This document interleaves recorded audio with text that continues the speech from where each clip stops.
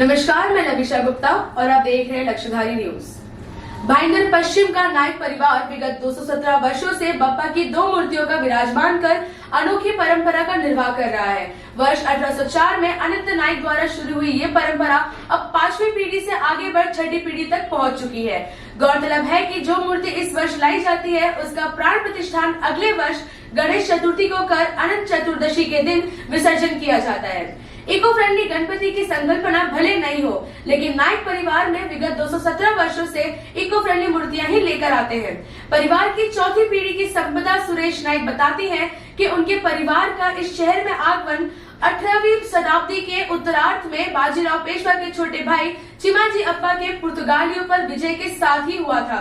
ये बताती है कि वर्ष 1804 में उनके परदादा ससुर ने संतान उत्पत्ति की चाह में दो मूर्तियों की स्थापना की परंपरा शुरू की थी।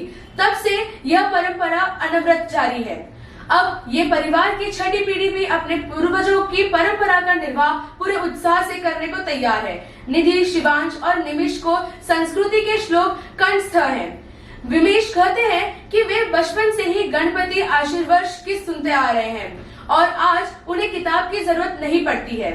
परिवार के सभी बहुओं को भी संस्कृति के मंत्र, श्लोक और भजन कंठस्थ हैं। योगेश नाइक कहते हैं कि उनके घर बप्पा के दर्शन करने सभी जाति और धर्म के लोग आते हैं।